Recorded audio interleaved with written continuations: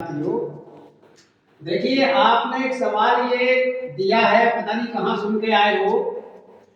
एक पुजारी घर से कुछ लड्डू लेकर मंदिर के लिए चलता है।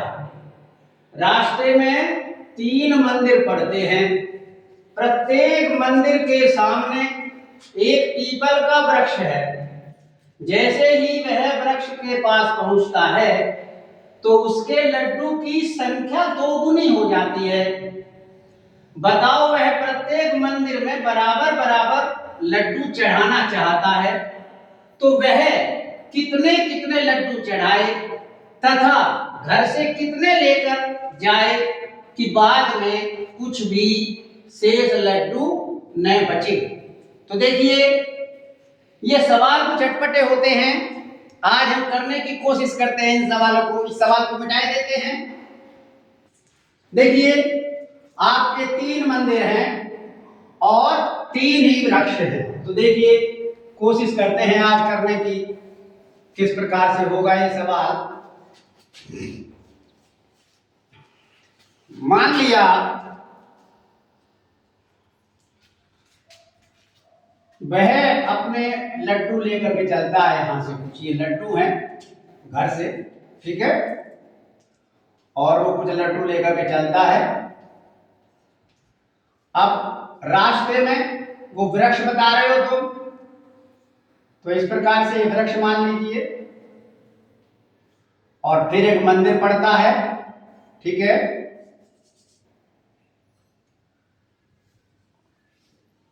इस प्रकार से ये मंदिर मान लीजिए। और फिर एक वृक्ष है और फिर एक मंदिर पड़ जाता है मान लीजिए, और फिर एक वृक्ष पड़ जाता है और फिर आपका एक मंदिर पड़ जाता है। इस प्रकार से ये आपके 3 मंदिर हो गए, 1 2 3, 3 वृक्ष हो गए, 1 2 3। अब वो सवाल पूछता है कि घर से कितने लड्डू लेके जाए कि बराबर बराबर चढ़ाने हैं उसे और बाद में कुछ भी नहीं बचना है। मान लिया वो यहां से 10 लड्डू लेके चलता है तो 10 लड्डू लेकर के यहां पर उसके 20 हो जाते हैं वृक्ष के पास पहुंचते ही। अब यहां से मान लिया वो 8 लड्डू चढ़ा दे,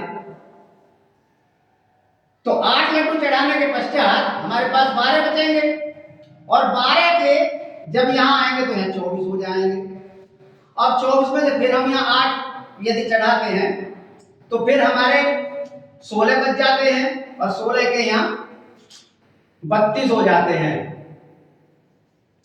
अब 32 में से यदि हम 8 चढ़ाते हैं तो बच जाते हैं हमारे पास। तो हमें ऐसा काम करना है कि हमारे पास ना तो लड्डू बचे और बराबर बराबर चढ़ जाए। तो कितने लड्डू घर से लेके जाए, आपके दोनों सवाल एक साथ हो जाने चाहिए। तो देखिए यदि आप ये सवाल किसी बुजुर्ग से पूछेंगे वो बता देगा। देखिए हम यहां से मान लिया हमने 7 लड्डू ले लिए, कितने ले लिए? 7, ठीक है। अब 7 लड्डू आने पर यहां हो जाएंगे 14 उसके सवाल के अनुसार। अब जब यहां 14 हो जाएंगे तो 14 में से हम यहां 8 लड्डू चढ़ा दे, मान लिया मंदिर में 8 लड्डू चढ़ा दीजिए। 1 2 3 4 5 6 7 8। अब 8 निकलने के पश्चात 14 में से 8 घटाएंगे आप तो कितना बच जाएगा? 6। तो 6 जो बचे, अब 6 के दूने यहां पर हो गए 12 वृक्ष के पास आते ही। अब इस 12 में से आप 8 फिर यहां चढ़ा दीजिए। 1 2 3 4 5 6 7 8। अब 12 में से आप यहां 8 घटाएंगे तो कितने बचेंगे आपके पास? 4। और 4 के दूने यहां पर फिर 8 हो जाएंगे और 8 के 8 लड्डू आप यहां चढ़ा देंगे। 1 2 3 4 5 6 7 8। अब आपके पास 8 9 8 बराबर 0, यानी कुछ नहीं बचता है। तो ये इस प्रकार के सवाल आपके बुजुर्ग पूछ लिया करते थे पहले। तो इसमें आपको कोई फार्मूला वैसे फिट नहीं करना है, किसी फार्मूले से नहीं निकलेंगे। आप गिनती करते चले जाइए और 1 से 2 से 3 से 4 से 5 से 6 से 7 से 8 से इसी प्रकार से लेकर के चलिए, दुगने करिए, फिर चढ़ाइए, फिर करिए, तो आपका ये सवाल हो जाएगा।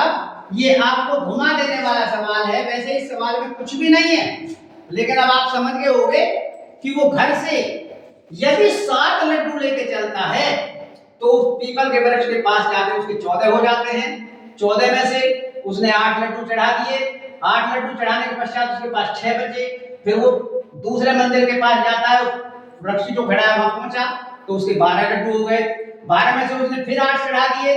8 चढ़ाने के पश्चात उसके पास 4 बचे, और 4 को जैसे ही वो आगे लेके जाता है पीपल के वृक्ष के पास, फिर उसके 8 हो जाते हैं और 8 लड्डू चढ़ा देता है। इस प्रकार से उसके लड्डू बराबर चढ़ जाते हैं और उसके पास कोई लड्डू नहीं बचता है। तो आपका आंसर है वो 7 लड्डू घर से लेकर के चलेगा। 7 लड्डू घर से लेके चलेगा, घर से ले चलेगा, और प्रत्येक मंदिर में जो चढ़ाएगा वो 8 लड्डू चढ़ाएगा। यही आपका आंसर है। इस प्रकार के सवाल देखिए, ये दिमाग खराब करते हैं। आप अपनी किताबों से सवाल ज्यादा करिए तो फिर ऐसे सवाल आप अपने आप करने लगेंगे। जय हिंद, जय भारत।